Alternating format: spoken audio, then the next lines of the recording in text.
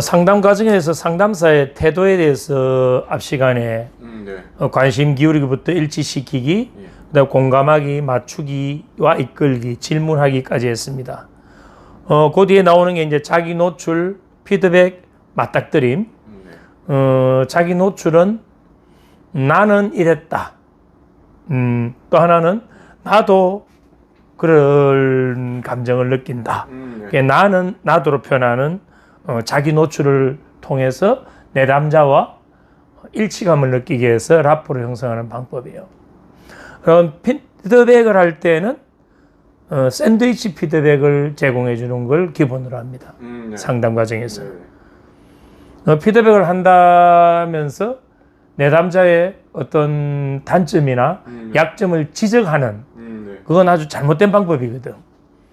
샌드위치 피드백은 앞에 긍정, 그 다음에 안에 지적할 내용, 그 다음에 다시 긍정을 포장함으로 해서 내담자가 저항감 없이 받아들일 수 있도록. 결국 상담사가 원하는 것은 내담자의 긍정적인 변화와 성장이잖아요. 네. 그러려면 이 상담사가 의도하는 부분을 내담자가 받아들이도록 해야 되거든. 예. 그래서 피드백은 그렇게 해준다.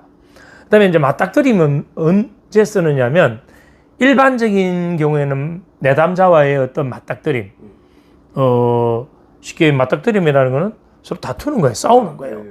싸운다고 해서 뭐 치고받고 싸우는 건 아니고. 그럼 이 맞닥뜨림은 언제 해야 되는가?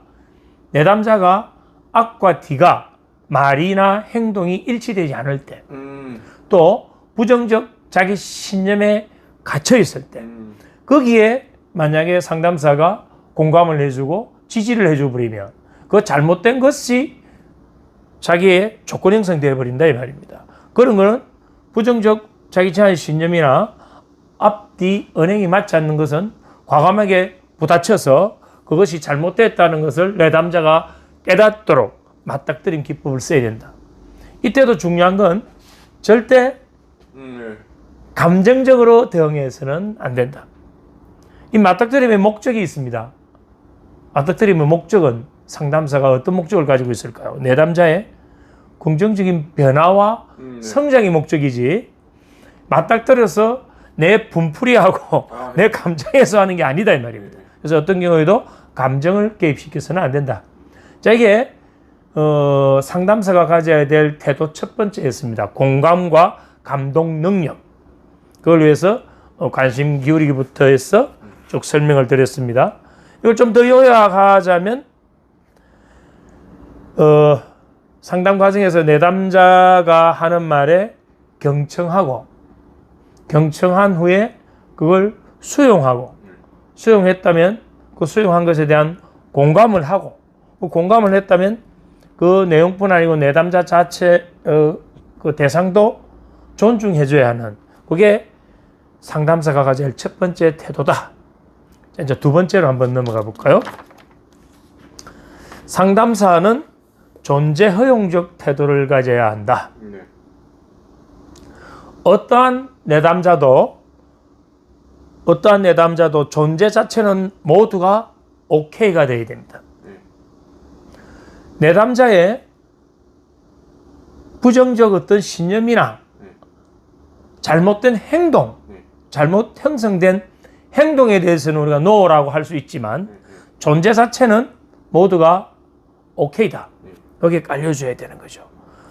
우리는 상담사가 자신이 갖고 있는 어떤 가치관이나 신념을 가지고 내담자를 끌고 가는 것이 아닙니다.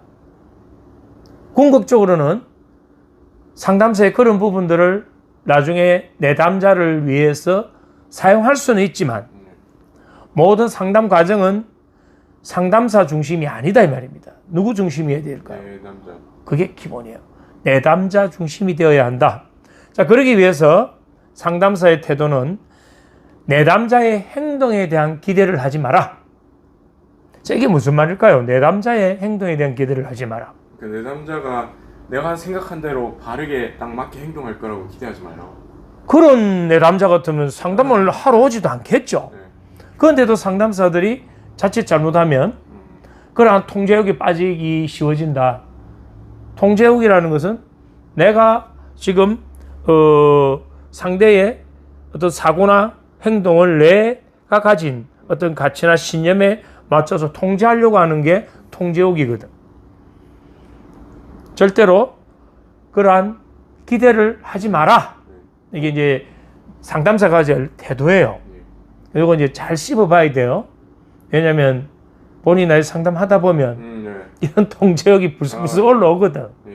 자, 두 번째, 상담사는 내담자에 대한 소유욕을 포기해야 된다.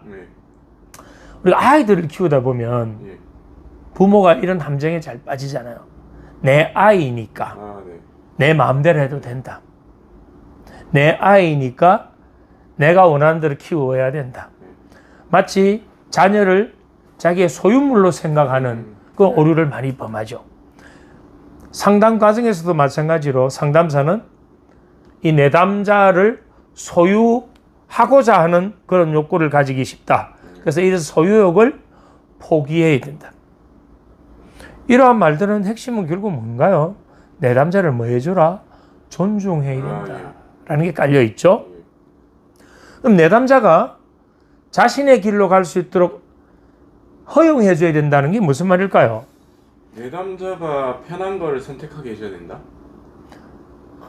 그것도 좀 비슷한 맥락인데 좀 더 핵심적인 것은 내담자도 인격을 가진 인격체고 존중의 대상이에요. 그건 상담사와 다를 수 있다. 다르다는 것은 우리는 뭘 해줘야 되는 것인가요? 존중의 대상이죠. 그러면 내가 내담자를 존중해주고 내담자의 그러한 부분들이 내담자의 자신의 길로 가서 허용해주는 그런 목적이 무엇인가? 항상 상담사는 그 목적을 갖고 있어야 되거든. 결국 앞에서 우리가 공부했던 왜 우리는 맞춰줘야 될까요? 왜 우리는 상담 과정에서 계속 맞춰주기를 하나요? 이끌기 위해서. 바로 그것이요. 이끌기를 하기 위해서는 내담자가 하고자 하는 부분, 가고자 하는 부분을 허용해줘라. 그걸 맹목적으로 따라가는 것이 아니고 허용해줘서 존중해줘서 궁극적으로는 상담사가 원하는 방향으로 내담자를 긍정적으로 변화시키고 성장시킬 수 있게 하기 위한 하나의 방법이죠. 자, 의존적인 내담자가 있다면 이러한 의존적인 내담자는 상담사가 지지를 해줘야 됩니다. 지지를 해준다는 것은 내담자가 불안한 상태에 있기 때문에 내담자에게 지지를 해주면서 내담자의 심리적 안정감, 편안함을 이끌어내서 내담자와 상담자의 라포를 끈끈하게 형성해야 된다. 내담자와 상담사가 라포가 끈끈하게 형성돼야만이 상담사가 원하는 목적인 내담자의 긍정적인 변화와 성장이 가능한 것이죠. 자, 이것이 존재 허용적 태도를 가져야 될 상담사의 역할이에요.